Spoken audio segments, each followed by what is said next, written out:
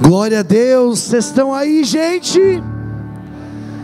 Glórias a Deus, glórias a Deus. Vamos dar uma salva de palmas para essa banda. Glória a Deus por tudo aquilo que eles trouxeram e ministraram aqui. Eu estou em casa, aqui é a banda do Dunamis, então tá todo mundo combinado. Vocês estão felizes, gente? Está sendo uma bênção essa conferência. Glórias a Deus. Antes de eu entrar na palavra aqui, eu sinto de falar algo no meu coração que está queimando muito forte, e todo lugar que eu tenho ido eu tenho dito isso. Eu quero te falar uma coisa, seja você jovem, seja você adolescente, um adulto, desde a última cadeira até aqui. Eu quero te dizer que talvez você venha num culto, você venha numa conferência, você venha num evento como esse, e você quer ser como Jairo. Você lembra da história de Jairo? Quem lembra, levanta a mão. Jairo, Jesus ele chega, tem uma multidão esperando ele, e Jairo chega para Jesus e fala: Jesus, me ajuda, a minha filha está doente, ela está para morrer. E aí Jesus fala: claro, eu vou lá na sua casa, eu vou orar por ela e você vai ter um milagre. E talvez você venha num culto assim como esse e fala: Deus, que essa seja a minha noite. Tomara que o Namorato, o Mateus, o Gabriel ontem, o Caio daqui a pouco, eles aqui do púlpito, chamem o meu nome, aponte para mim, diga meu nome, diga: Jairo, eu vou na tua casa hoje resolver o teu milagre, resolver o teu problema. Mas deixa eu te falar uma coisa, meu irmão, nem todo culto você vai ser Jairo. Agora, se você lembra da história, Jesus está indo para a casa de Jairo, mas ele está se espremendo no meio de uma multidão. E aí, o que acontece no meio da multidão? A mulher do fluxo de sangue, que sofria 12 anos de uma condição, ela se espreme no meio de todo mundo, e ela não está nem aí da condição dela. Ela fala: eu sei quem é esse homem, e se eu apenas tocar as suas vestes, eu serei curada, eu serei transformada. Então deixa eu te falar uma coisa, nem todo culto você vai ser Jairo, mas todo culto você pode ser como a mulher do fluxo de sangue. Todo culto você pode ir em direção a Jesus. Todo culto você pode mostrar a sua fome e mudar a agenda do céu. Faz sentido o que eu estou falando, gente? E eu queria começar o dia de hoje falando isso, porque, pelo menos essa ministração, porque não fique esperando ser chamado. Vai até Jesus, corre para tocar Ele, porque apenas um toque nele nessa noite muda tudo.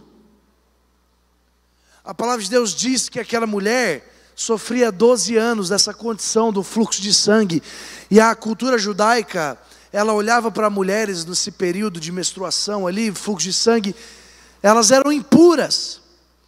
Só que um período assim de fluxo dura, 12 dias, no caso dela foram 12 anos.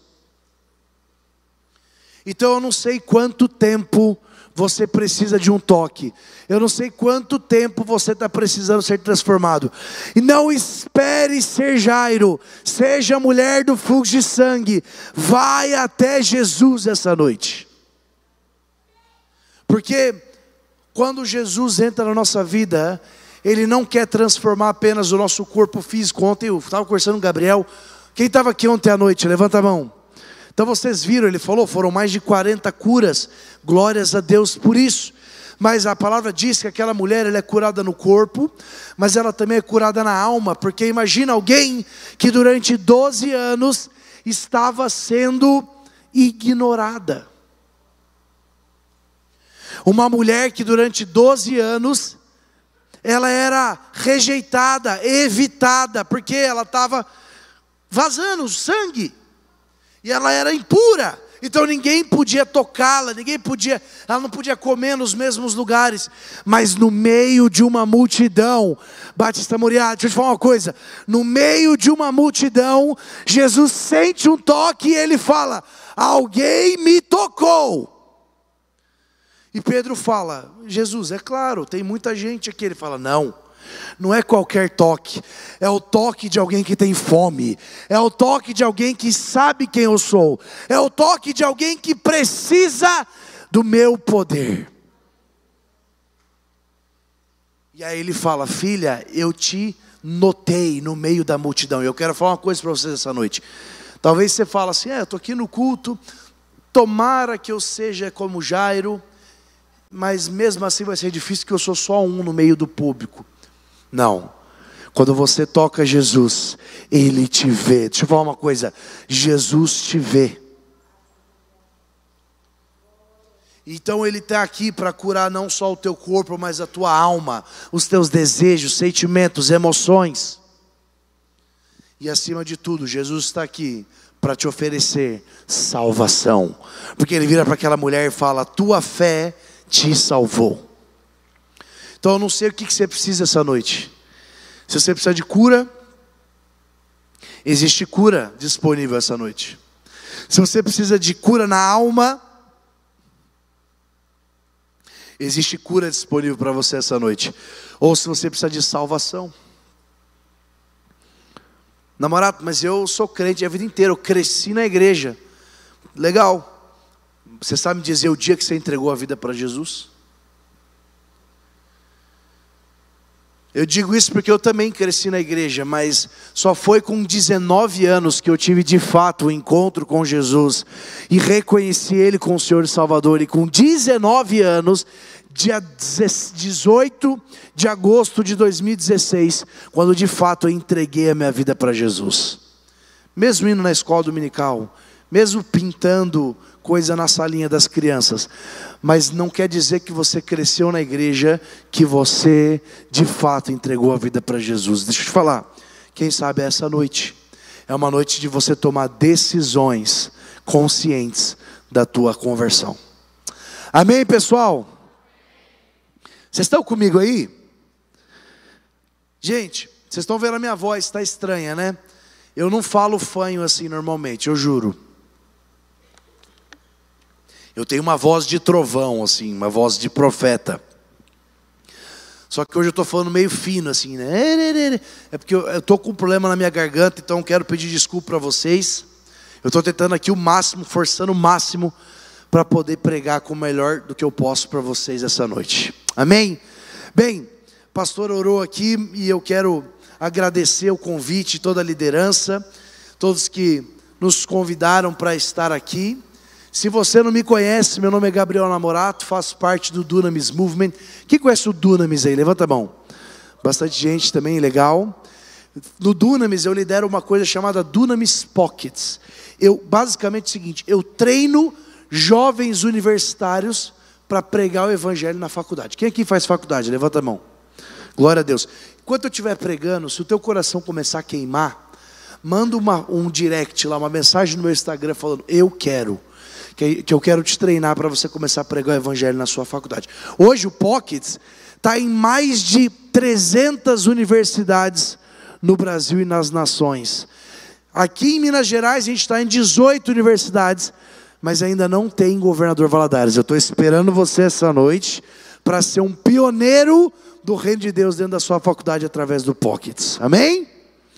E na igreja local eu faço parte da Zion. Eu e minha esposa somos presbíteros lá e temos a alegria de liderar a questão de novos membros.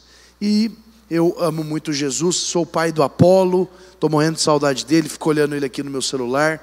Devia ter mandado uma foto para vocês botarem aqui e ver a carinha dele, mas agora não dá mais. Posso pregar, gente? O Fernando falou: namorado, você tem pouco tempo para pregar, é tipo um Reels, é tipo um TikTok rapidinho. Então eu falei: beleza, então eu vou, que eu sou meio rapper, sabe? Eu faço rimas. Brincadeira, não faço não. Mas eu vou tentar pregar bem rapidinho aqui. Abre comigo a sua Bíblia aí, em Isaías 53, versículo 10. Isaías 53, versículo 10 diz assim.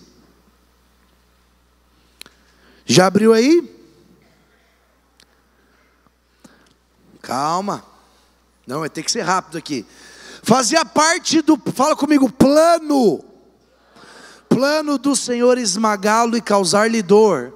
Quando, porém, sua vida for entregue como oferta pelo pecado, ele terá muitos descendentes, terá vida longa, e o plano, fala plano do Senhor prosperará em suas mãos. Deixa eu te falar uma coisa para você essa noite, meu irmão. Deus tem um plano para a sua vida. Amém. Todo mundo gosta disso, né? Amém. Amém. Deus tem um plano. É verdade, Deus tem um plano. E muitos aqui já sabem até o plano que Deus tem para você. Você já veio num culto, você veio aqui no altar, alguém profetizou, você na tua intimidade, você ouviu a voz do Senhor chamando você para o ministério, ou para o mercado de trabalho. Você sabe que Deus tem um plano para você. E aí você vem para uma conferência dessa, irada, e você fala, yes, eu vou viver os planos de Deus. O que é viver os planos de Deus na sua vida aí? Levanta a mão. Glória a Deus. Só que aí, cara, você quer viver os planos de Deus na sua vida? Só que os planos de Deus na sua vida vão te custar tudo. Porque eles vão te custar, acima de tudo, os teus próprios planos. Sabe aquele teu plano? Eu vou começar a alfinetar. Que teu plano de ir para Disney? E se não for plano de Deus? Sabe aquele teu plano de casar com essa namorada aí do teu lado? E se não for plano de Deus? Sabe aquele teu plano de começar a já trabalhar, mas na verdade o plano de Deus é que você entre numa faculdade. E aí você fala, Deus, eu quero viver os seus planos. Mas Deus fala, viva os meus planos e não os teus planos. A gente gosta de dizer e cantar, né? Os planos do Senhor são maiores que os meus. Eu quero viver os teus planos, Senhor. E aí ele fala, então joga fora teu plano B. Essa tua vida aí que você quer viver. Porque não dá, gente, para ficar conciliando a tua vida e a vida que Deus tem para você. E muitas vezes a gente acha que viver os planos de Deus é viver a vida evangélica básica. Tipo, eu vou na igreja todo domingo, eu não faço sexo com a minha namorada, eu não bebo, eu não falo palavrão, eu devolvo o dízimo, eu oferto. Esse não é o plano de Deus para a minha vida? Não, claro que não. Isso daí virou os 10 mandamentos modernos da igreja evangélica. Namorado, você é contra dízimo? Claro que não, tudo isso aí é certo. O ponto é, os planos de Deus para a sua vida não é você frequentar um culto. A criação aguarda, Romanos 8:19, a criação aguarda ardentemente a manifestação dos batistas. Não. A criação aguarda ardentemente a manifestação dos filhos de Deus. Vem comigo nessa história aqui, ó. Imagina que hoje à noite, eu e você, meia-noite, todo mundo vai morrer. Acabou o nosso tempo. Falta menos de 4 horas. Imagina isso comigo. E porque falta menos de 4 horas, você não quer perder os seus últimos minutos preciosos, certo ou não? Levanta a mão, você concorda comigo? Você não concorda que se você soubesse que você só tem mais 3 horas de vida? Você até gosta dessa galera que está ao teu redor, mas você fala, gente, desculpa, eu vou passar com as pessoas mais importantes da minha vida. Quem concorda? Quem concorda? Levanta a mão. Cara, se eu soubesse que eu só tenho mais 3 horas, você vai fazer de tudo para gastar os seus últimos minutos com as pessoas mais importantes.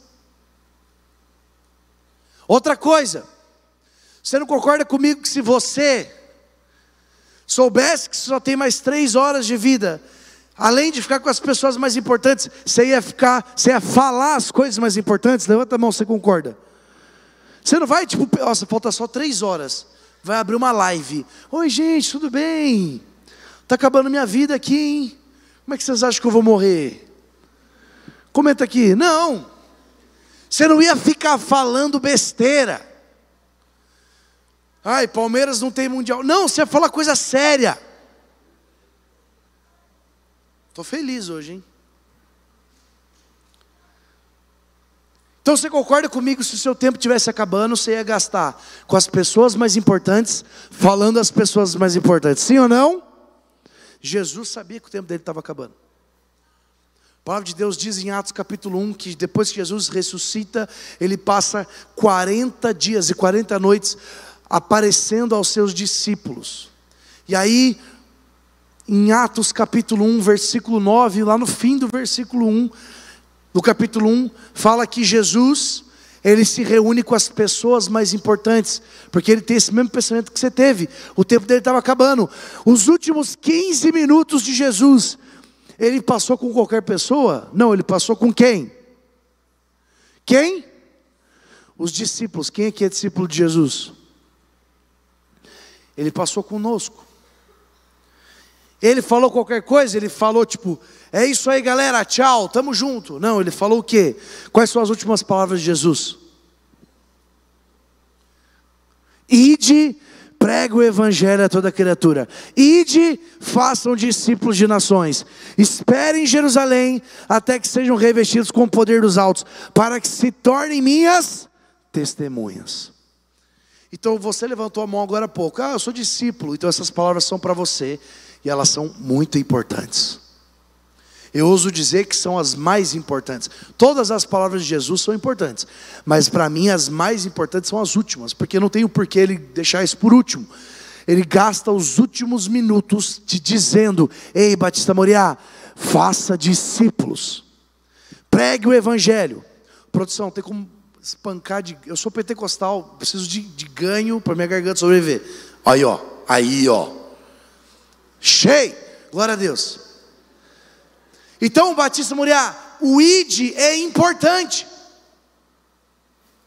O plano de Deus para a minha vida não é vai para a igreja todo domingo e não perde culto. Não, gente, tem que ir na igreja sim. Não façam como aqueles que não vivem em comunhão, que está escrito em Hebreus. Eu creio, mas a verdade é o que você estamos fazendo para o reino. Porque a gente tem que tomar cuidado para não viver um evangelho. Um evangelho. Em vez de viver os planos de Deus, eu quero viver o plano eu. Então a gente até tem um plano de Deus para a nossa vida, a gente sabe que Deus tem para nós. Só que aí a gente começa a falar: mas e se eu não conseguir casar? Aí você pega o plano de Deus e enfia lá naquela gavetinha, lá no fundo da tua graveta lá na tua casa. Mas e se eu não conseguir ir para a Disney? Se eu não conseguir viajar? E se eu não fizer dinheiro e comprar uma casa? E aí você fica no e se? E passa a vida toda no e se.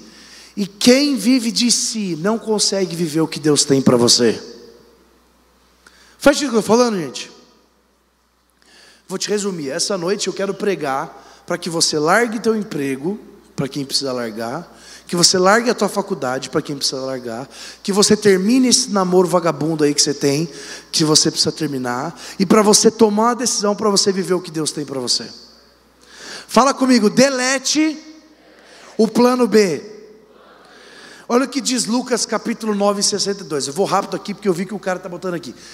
Jesus respondeu: ninguém, fala comigo, ninguém que põe a mão no arado, mas olha para trás, é apto para viver o reino de Deus. É o cara que fala: eu quero viver os teus sonhos e planos. Aí ele põe a mão no arado: eu vou fazer. Aí ele olha para trás: ai, mas e a minha namorada? Ai, mas o meu trabalho? Ai, mas e o dinheiro? Você não está pronto. Você não está apto para viver o reino de Deus. Porque para viver o reino de Deus, você tem que dar tudo de si.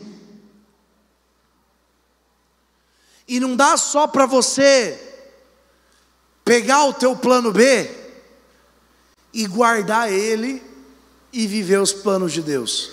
Porque no primeiro momento que vai apertar, que vai te custar, que vai ser difícil, que você vai ser perseguido na sua faculdade, vão te chamar de fascista, vão te chamar de fundamentalista, vão te chamar de taxista, vão te xingar na sua escola. Estou vendo um monte de adolescente aqui, você tem que pregar na sua escola. Aí o primeiro amigo que você perde por causa do evangelho, você já pega o plano B, põe de volta. Então por isso que eu falei, delete o plano B. É igual aquela menina, tem gente que está aqui fazendo isso, tá? Se é você, eu estou falando com você. Aquela menina que, não, eu terminei com ele. Aí deletou todas as fotos, só que não deletou dos deletados. Lá nos deletados ainda tem as fotos. Não, eu deletei essas porcaria do meu celular, mas tem que deletar do deletados. Enquanto você não deletar o teu plano B, enquanto você não destruir o teu plano B, para não ter como você voltar para ele, você não consegue viver o que Deus tem para você. Porque você está até seguindo Jesus, mas sempre tem se der errado o ministério, eu volto aqui para a minha empresa. Se der errado aqui, eu ir para as nações, eu volto aqui. Não, eu vou terminar esse namoro que não é santo, e eu vou seguir Jesus. Mas aí a primeira carênciazinha, você não deletou a mensagem do cara. Oi, tudo bem? Saudades.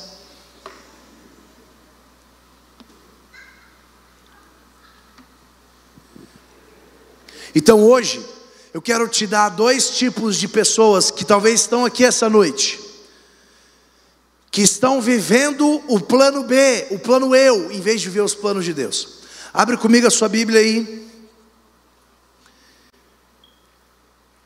Mateus capítulo 19, versículos 16 a 22. Essa aqui é a história de Jesus encontrando aquele jovem rico.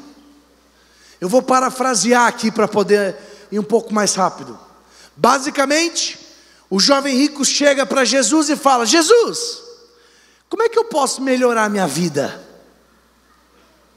Como é que eu posso herdar a vida eterna? Jesus fala: siga os mandamentos. Aí ele fala: isso aí eu já faço.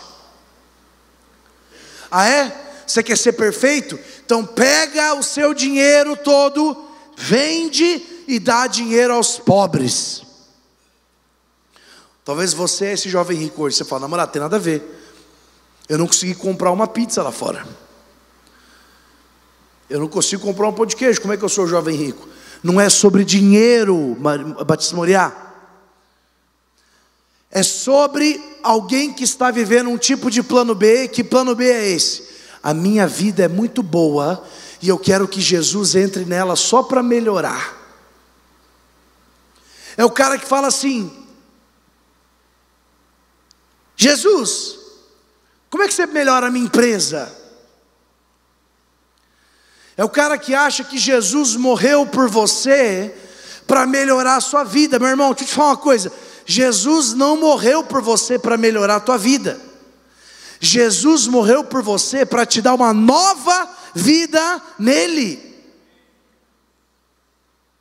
O cara que acha que Jesus morreu por você para melhorar a tua vida é o mesmo cara que nem está aqui essa noite, porque bateu o carro semana passada e falou assim: pô, Jesus,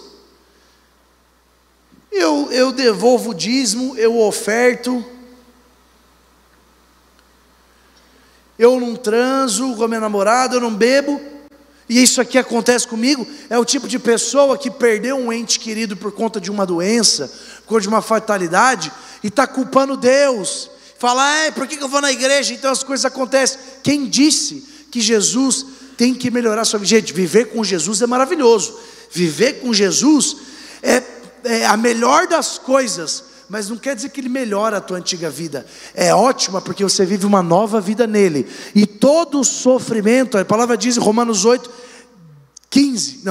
17: se somos filhos de Deus, somos cordeiros com Cristo, se com ele nos gloriamos, também com ele nós padecemos. E às vezes você está aqui falando: namorado, eu estou nessa de eu quero que Jesus melhore minha vida. E na hora que Jesus está te pedindo a tua vida, você não quer dar para Ele. Você só quer dar um pedacinho da tua vida. Não.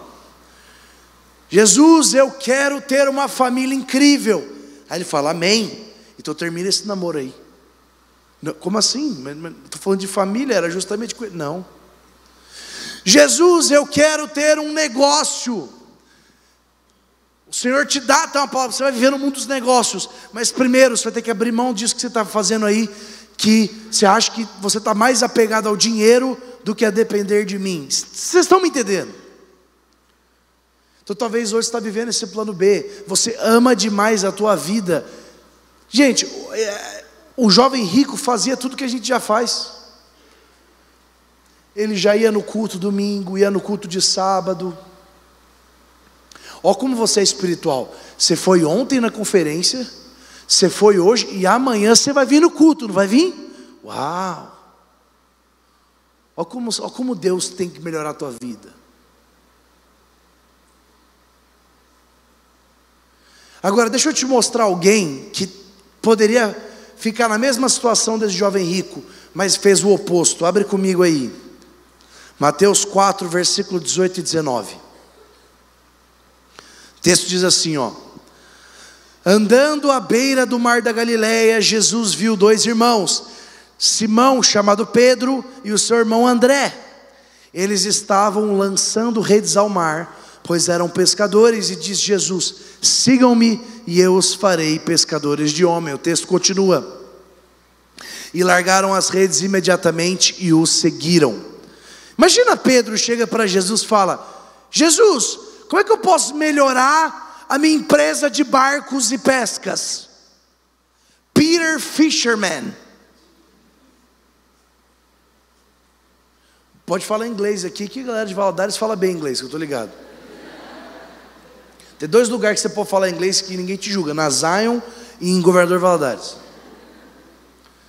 Peter Fisherman, melhora a minha empresa aí, Jesus. Jesus fala: não, joga fora a tua empresa, me segue que eu tenho um plano para você. Você vai ser pescador de almas.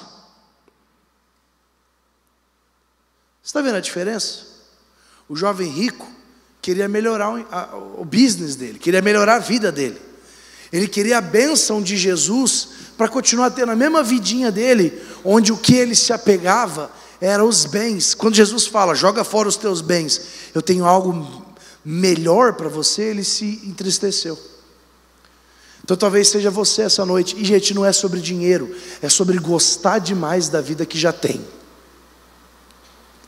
Não, Jesus, eu não gosto da minha vida assim não, namorado. Eu reclamo pra caramba. Eu sei, você murmura demais. O que eu quero dizer é, quando Jesus pedir coisas para você, como Ele está pedindo já essa noite, ou está pedindo há tanto tempo, você fala: não, aí não, calma aí. Faz sentido o que eu estou falando, gente? Posso continuar? Amém. Então eu vou te dar outro tipo de plano B. Lucas capítulo 9, versículo 59. Lucas capítulo 9, versículo 59 diz assim, ó: Jesus disse a outro: siga-me. Mas o homem respondeu: Senhor, deixe-me primeiro sepultar o meu pai. Jesus lhe disse: deixe que os mortos sepultem os próprios mortos. Você, porém, vai e proclame o reino de Deus. Olha aqui para mim. Gente, nessa história aqui, não tinha nenhum velório acontecendo. Não é como se Jesus estava andando, aí ele vê um velório e fala: deixa eu ir lá causar, deixa eu ir lá bagunçar o velório. Não. Jesus encontra um homem e fala: vem, me segue, eu tenho um plano para você. E o cara fala assim: nossa, Jesus, uau, Jesus, eu sou teu fã, cara, que honra. Nossa, que honra, Jesus, você me chamando, uau, que honra. Assim, Jesus, eu vou te seguir, eu vou, mas agora não dá. Sabe por quê, Jesus? Que eu estou no terceirão, eu estou estudando para passar na faculdade. Agora não dá para eu ter uma vida rendida a você. Nossa, Jesus, que honra, que plano incrível que você tem para mim, mas agora não dá. É que eu estou fazendo TCC, Jesus. Sabe o que é um TCC, Jesus? É que eu estou estagiando, é muita coisa. Jesus está falando, prega na tua escola. Ai, não dá, é muito trabalho. Prega na tua faculdade. Ai, não dá, eu estou fazendo estágio. Ai, eu chego muito tarde em casa. Prega no teu emprego. Ai, não dá, agora não dá, esse emprego aqui é difícil. Deixa eu achar um melhor, deixa eu virar um chefe. E aí você fica a vida inteira ouvindo os seus pastores, os teus líderes, falando, Deus tem um plano para você. E você fala, eu quero esse plano. Só que agora não dá. Deus tem um plano para você ir para as nações. Eu quero ir. Só que agora não dá porque eu vou casar, Jesus. Sabe quanto custa um casamento? Eu estou noivo. Sabe quanto custa um bem casado, Jesus? Já viu o aluguel de Governador Valadares, Jesus? Não, não dá, agora não dá. E aí você vive a vida inteira, eu quero te servir, mas agora não dá. Eu quero te servir, mas agora não dá. E aí Jesus vira e fala, deixe que os mortos sepultem os próprios mortos. O que ele está querendo dizer? Me segue agora, porque eu te quero do jeito que você está agora. Se você ainda está na escola, eu quero você na escola. Se você está na faculdade, eu quero você na faculdade. Se você está no trabalho, eu quero você no trabalho. Eu quero te usar aonde você está. Só que tem gente que vive a vida toda. E aí, quando você chega nos seus 60, 70 anos, você fala, acho que agora dá para te servir, né? E aí passou. Passou o tempo de servir Jesus. Porque você não tem mais força. Você não tem mais aquele vigor. Você viu que a janela de oportunidade que tinha se aberto para você ir para as nações, ou para ganhar pessoas da sua... Quando você tiver 60 anos, provavelmente muitos da sua faculdade morreram, foram para o inferno, porque você não pregou para eles. Então, ou você está num plano B de, eu gosto demais da minha vida para abrir mão para ela por Jesus. Ou você até quer servir Jesus, mas agora não dá por conta da escola, faculdade. Ai, eu quero servir Jesus. Eu e minha casa serviremos o Senhor. Mas agora não dá, minha esposa está grávida.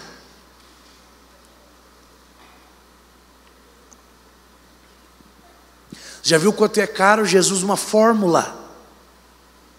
Eu sei, porque agora eu tive filho, eu estou vendo como que é.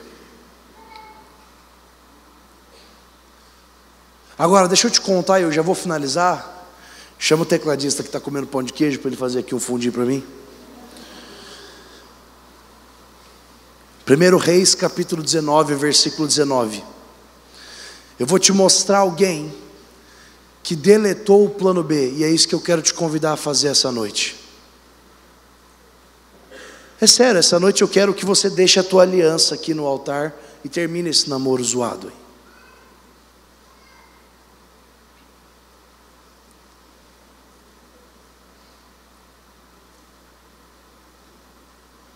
Você quer saber uma história? A primeira vez que eu preguei essa mensagem, um cara ouviu essa mensagem, ele fazia medicina. E ele sabia os sonhos e planos de Deus na vida dele. Esse cara largou medicina para virar um baixista. E hoje ele roda o mundo todo tocando para bandas, para ministérios. E ele está vivendo o que Deus tem para ele. E, gente, eu sou o cara que trabalha com universitários. Eu sou o cara que falo para um cara que está na faculdade, porque o que o universitário mais quer na vida é trancar a faculdade, né? Todo dia ele fala, ai, vou trancar. Olha a confirmação aí hoje. Se for a vontade de Deus, então tranca, mas vai viver para Jesus.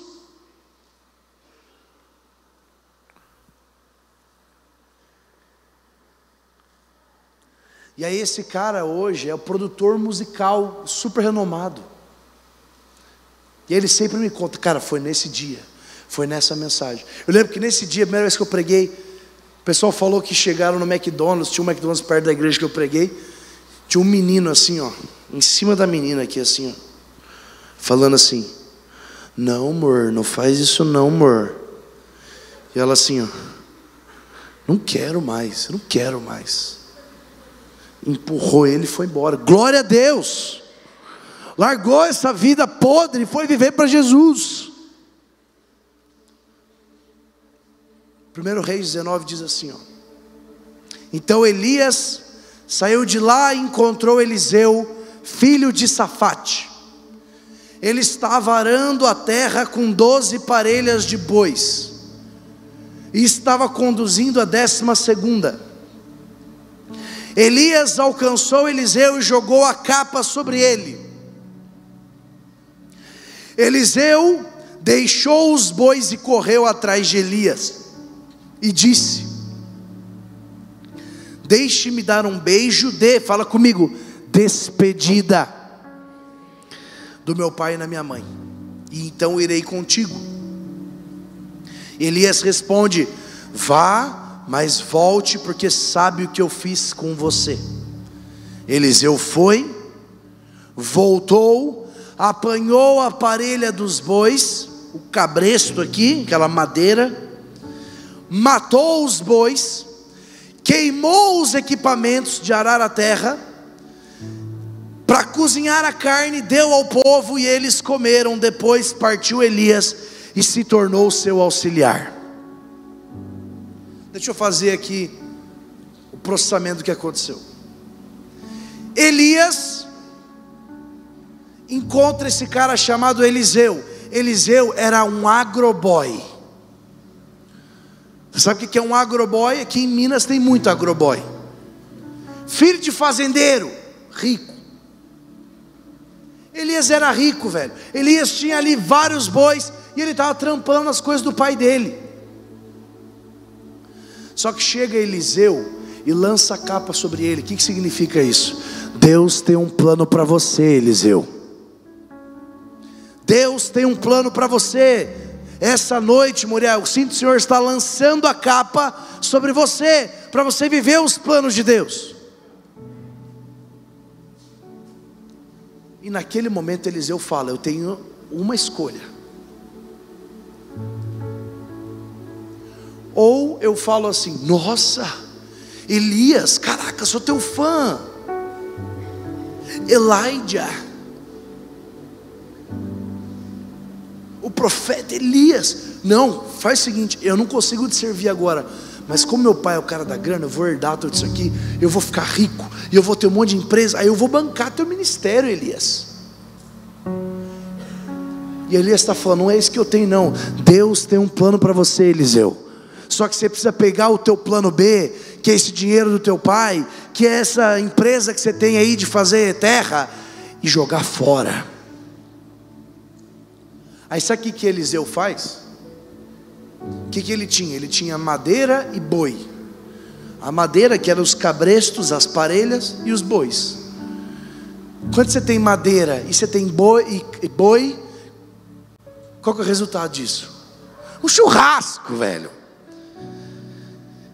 Eliseu, ele não só deletou o plano B, ele queimou o plano B, ele comeu o plano B. Ele pega, faz um churras com todos os bois, alimenta toda a galera e vai embora. Por quê? Porque não tem mais para onde voltar. Não é como se: nossa, mas Elias é muito duro comigo, me faz dormir no chão. Nossa, mas como é difícil, eu vivia bem com meu pai, deixa eu voltar. Não tem mais boi, não tem mais parelho, não tem mais nada, todo mundo comeu. O plano foi deletado dos deletados. E então ele segue os sonhos e planos de Deus. E se você sabe o final da história, Eliseu recebe porção dobrada de Elias, faz o dobro de sinais e maravilhas que Elias, e finaliza lá em 2 Reis, dizendo que até na cova de Eliseu, se você caísse morto naquela cova, você era ressuscitado. Porque quem está vivendo os sonhos e planos de Deus, até depois da sua vida, continua gerando vida. Fica de pé no seu lugar.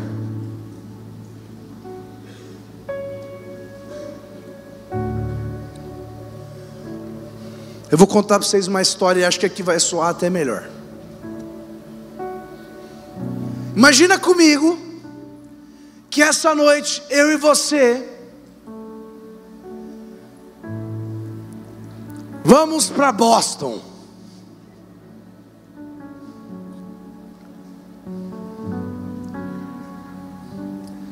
Então você vai pegar o avião, ali em Guarulhos, São Paulo. Só que o teu voo tem escala no Panamá. E aí você entrou nesse voo com uma mala do tamanho desse púlpito aqui, ó. As mulheres, 13 botas, 2 chapinhas e um monte de outra tralha. Só que os caras também, uma mala desse tamanho. PlayStation 5, PlayStation 4, uma TV para jogar o PlayStation 5, camiseta do Cruzeiro ou do Galo. Tem que alegrar, tem que, né? Esse é você essa noite. Deus tem um plano para você, que é chegar em Boston, mas você está viajando com uma mala que está te desacelerando. E aí você chega lá na hora da escala, só que é aquele tipo de voo que você tem que tirar a mala de um voo e levar lá e despachar outra mala. Sabe esses voos assim? Só que o teu voo atrasou. E agora a gente está aqui, ó, nesse culto, Panamá. E você tem 2 escolhas. Porque você escutou, última chamada, planos de Deus para a sua vida. É a última chamada. Só que você acabou de sair do avião com a tua mala. E aí você fala, meu Deus, tenho 2 opções. Ou eu fico com a minha malinha aqui, ó, o meu plano B, os meus videogames, o meu namorinho, o meu trabalhinho, e perco o voo, aquilo que Deus tem para mim.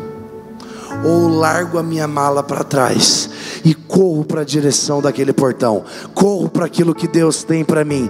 Eu não estou nem aí se eu vou perder minhas roupas, minhas cuecas. Naquilo que Deus tem para mim, Ele vai prover, porque Ele tem um plano para mim. Mas você vai ter que deixar a mala no altar essa noite. Faz sentido, gente? Essa noite eu quero te convidar a você deixar a tua mala aqui no altar.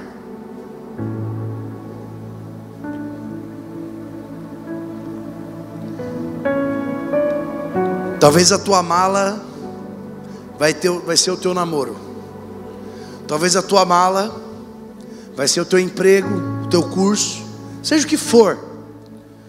Mas essa noite eu quero te convidar a deixar a mala aqui. O que é deixar a mala aqui? Deletar o teu plano B. Você sabe que Deus tem um sonho, um plano para você. Mas para viver Ele, você precisa deixar aquilo que está te impedindo de viver Ele. Feche seus olhos onde você está. Daqui a pouco a gente vai ter uma outra ministração, então eu quero ser rápido e direto. Feche seus olhos, feche seus olhos. Pode fechar, eu consigo ver que está de olho aberto. Tira a mão do bolso. Tira a mão, só estende as mãos assim. Feche os olhos e estenda as mãos. Espírito Santo de Deus, eu oro agora. Tu és aquele que convence da justiça, do juízo e do pecado. Traz agora coragem para queimar as carroças, para afundar os barcos, para jogar fora o plano B, para queimar o plano B e não voltar mais para trás. Só você pode fazer isso, Espírito Santo. No nome de Jesus, quando eu contar até 3, se essa noite você precisa deixar a tua mala aqui no altar, se essa noite você precisa deletar o teu plano B, no 3, você vem aqui na frente, eu quero orar por você.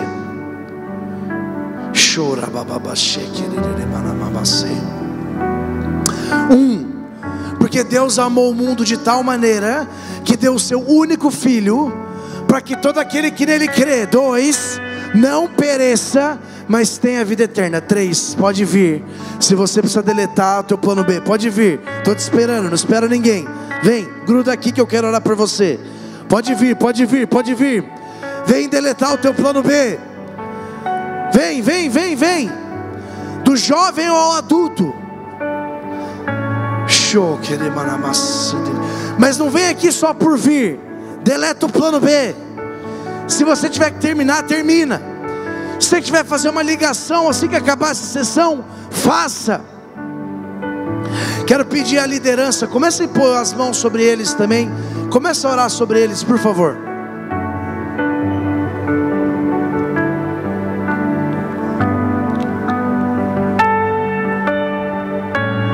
Vem, Espírito Santo de Deus, agora ajuda cada um aqui na frente a deletar o plano B, mesmo que com lágrimas.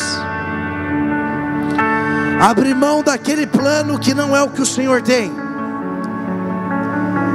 porque quando olhamos para Ti, nada mais nos satisfaz senão seguir o que o Senhor tem para nós. Chora babababababababacê.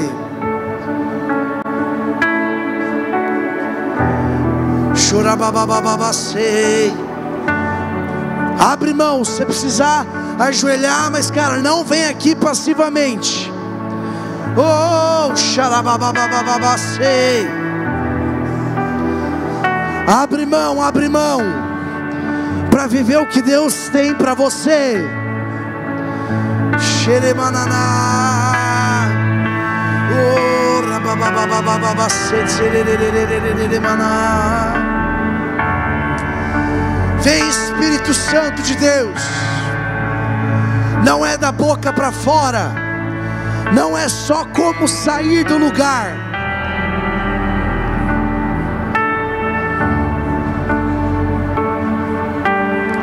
Vai deixando a tua mala, vai deixando. Que eu coloquei os meus olhos em Ti, nada mais me satisfaz. Sim, Senhor, pois uma vez que eu coloquei os meus olhos em Ti, nada mais. Não cante da boca para fora, essa é uma verdade poderosa. Pois uma vez que eu coloquei,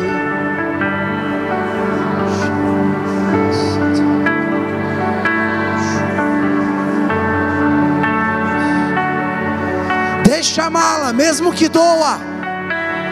Eu sei que você gosta da mala, eu sei que ela é confortável, mas deixa a mala. Nada mais me satisfaz.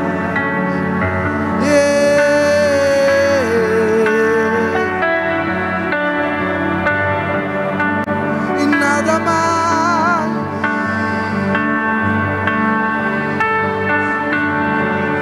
Nada além de Ti.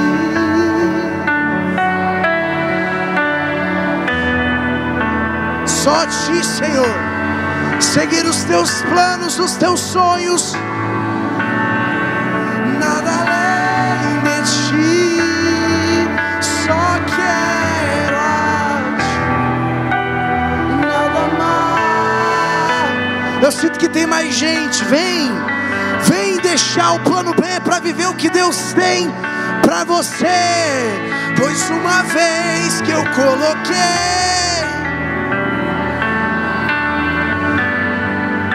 nada mais. Cante isso mais uma vez. Pois uma vez que eu coloquei.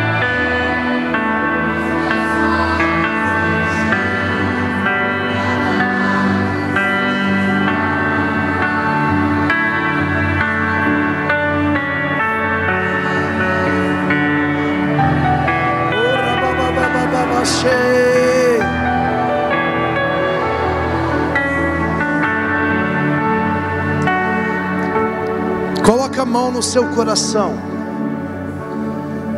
Você que está aqui na frente, coloca a mão no coração. Porque agora nada mais eu possa fazer. Coloca a mão no coração e de olhos fechados ore assim: Senhor Deus, Senhor Jesus, Senhor Espírito Santo, eu quero deletar o meu plano B. Eu quero jogar fora a vida que não é a vida que o Senhor tem para mim. Então agora, Espírito Santo, me ajuda. Eu vou encerrar essa noite. Você fica aqui no altar. Eu quero te desafiar. Você só vai sair daqui quando você sentir que deixou a mala aqui e não vai dar mais para buscar. Quando você sentir, eu deixei o meu plano B aqui, eu queimei a minha carroça, eu deixei a minha mala, aí você volta para o teu lugar. Deus te abençoe.